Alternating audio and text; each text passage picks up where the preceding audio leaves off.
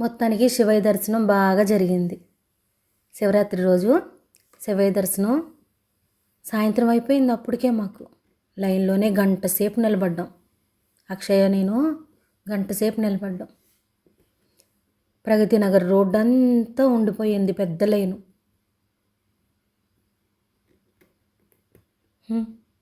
ఎట్టయినా సరే దర్శనం అవ్వాల్సిందేనని ఓపిగ్గా వెళ్ళాం.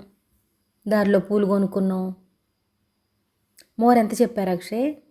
పండగని ఇవాళ 70 రూపీస్ చెప్పిందా? మోర 70 రూపాయలు చెప్పారు.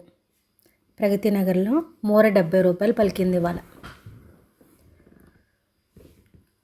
అంతసేపు నిలబడ్డా అసలు ఆయాసం రాలా. దోమలు కుట్టినాయి కానీ విసుగు అనేది లేదు. వెళ్ళాలి అనే ఉంది మైండ్లో.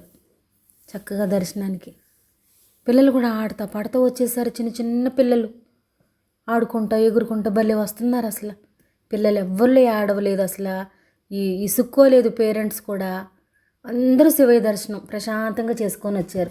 ఈరోజు నేను చూసిన వాళ్ళందరూ అలాగే ఉన్నారు. ఎక్కడ ఏడవటం కానీ, పేరెంట్స్ ఇసుక్కోవటం కానీ, పిల్లలు దెబ్బలు తినటం కానీ ఎక్కడా లేదు. అసలు పిల్లలకి పిల్లలు, పేరెంట్స్ చక్కగా దర్శనం చేసుకొని వచ్చారు. లైన్లో వెళ్తా ఉన్నాం. పిల్ల నేను ఉపవాసం ఉండి చక్కగా చేసుకున్నాం ఇవాళ పూజ. చూసారా శివలింగం ఎంత బాగుందో. శివయ్య లింగోద్భవ టైం దాకా ఉందాం అనుకున్నాం కానీ మా అక్షయ ఎక్కడ పడిపోతుందమ్మా వెళ్ళిపోదామని వచ్చేసింది. వెళ్ళిపోదామమ్మా అని తీసుకొచ్చేసింది. నాకైతే అక్కడే ఉండాలనిపించింది. ఇంకా ఈ సంవత్సరం అక్కడే ఉండాలనిపించింది. తెల్లారేకొద్దామా అనిపించింది. ఎంత బాగున్నాడో అసలు శివయ్య.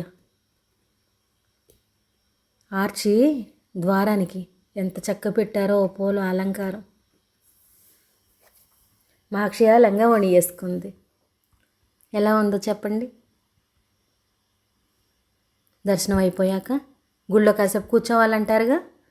ఇక కూర్చొని కాసేపు మేమే శివలోకంలోకి వెళ్ళిపోయినట్టు ఫీల్ అయిపోయామన్నమాట. అక్కడ పాటలు అంత పరవశంగా ఉన్నాయి అన్నమాట.